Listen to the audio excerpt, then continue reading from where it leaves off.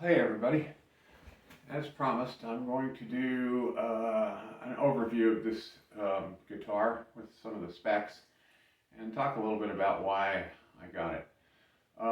The first time I saw somebody playing a Flying V guitar was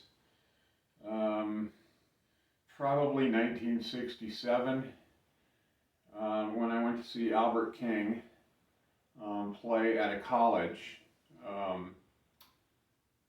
It's funny because I saw B.B. King there as well, and I actually saw Freddie King, but at a different venue. Anyways, if I remember correctly, and my memory could be clouded by that being a long, long time ago, but also the fact that, I've seen Albert King with a few different guitars over the years, but I'm pretty sure it was a Flying V. And a lot of people think of a Flying V as a shredder guitar. And I guess for his time, Albert was considered a bit of a shredder, kind of an inspiration to Jimi Hendrix and later on Stevie Ray Vaughan and a lot of other people. But I saw him as a blues player even as a kid, having been raised on blues and jazz. And so to me, it was a great guitar. I never really wanted to get one because I thought they were awkward and I didn't know how it would play and I didn't know how heavy it would be. And I had my sights set on Telecaster because of Muddy Waters and Stratocaster because of Hendrix and guitars like that. So this just recently came into my window of things that I wanted to try out. And this guitar is unique. It's not worth very much because it came to me as a bare stripped husk with a mishmash of crappy hardware. And when I say bare, it was, bare mahogany body, bare mahogany neck. The headstock had been stripped. It does have a volute on the back, but there's no serial numbers. As nearly as I can tell, and I have my computer open for a cheat sheet here. Looking up all of the different models, because of the binding on the neck and the block inlays, the shape of the headstock, and the shape of the pickguard, the only thing that I've been able to find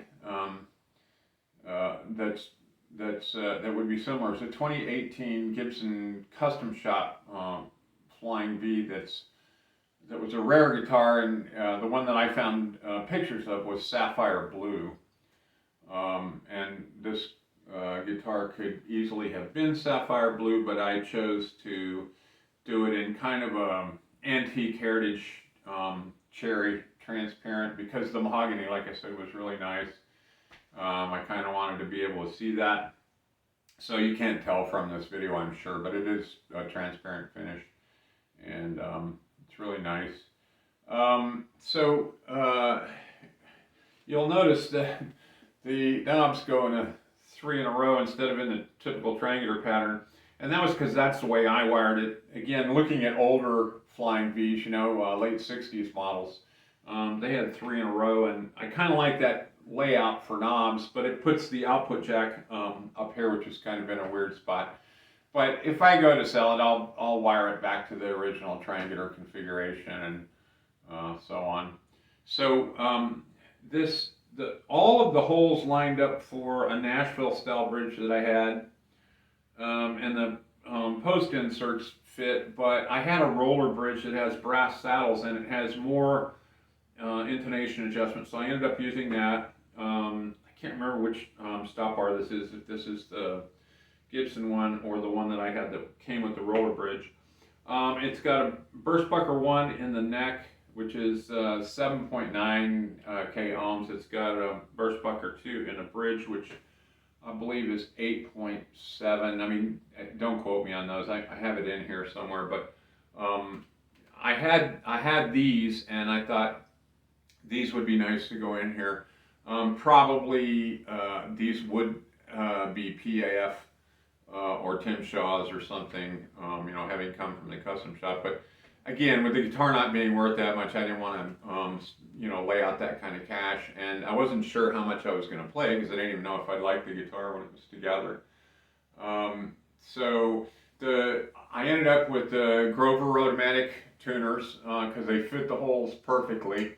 That was probably what was there already. There were no indentations for rotomatics. The truss rod cover fit perfectly with the one that I got.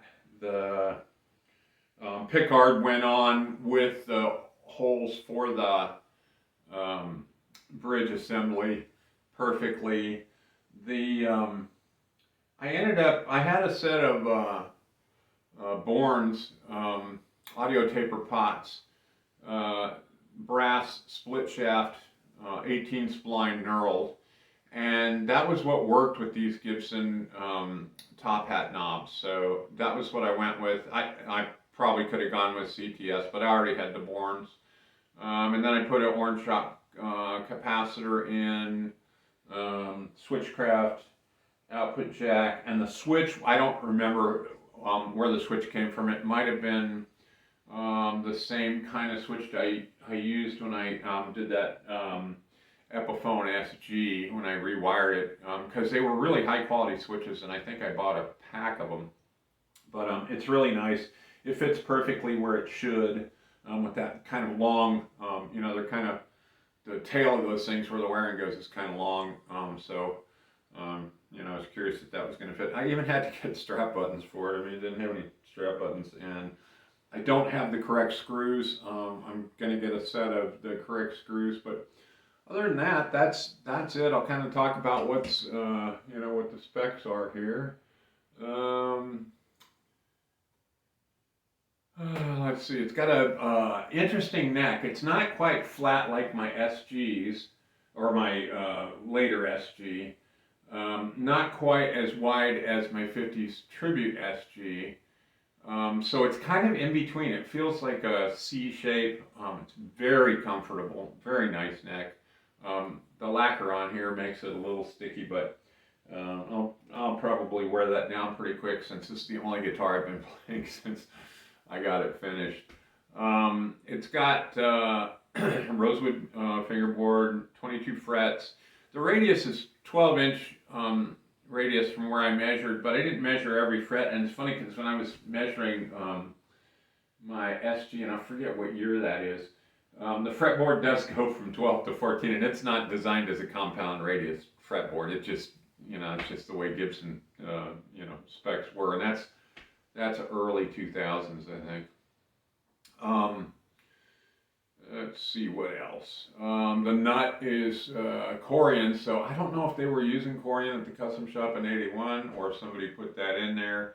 It's better than plastic, probably not as nice as bone, and I may take it out and put a bone nut in just because I happen to like those better. Yeah, the pickups were, the neck was 7.8 k ohms and the bridge was 8.7. And I put all cloth pushback wiring in. So, and the rotomatics were the 18-to-1 102N rotomatics, and that's pretty much it. I mean, I love this guitar. Like I said, I may end up doing some music with a little higher gain, just to, you know, I'm not a shredder player, but I have played, if you listen to some of my really early videos where I'm demoing some cheap guitars that I was selling, I was playing with some pretty high gain and hitting them hard, and you know, this guitar feels like it would do that very, very well. But anyways, that's just a quick video for today. I just thought I'd go over the specs and talk about a little. I am going to be playing this thing a lot.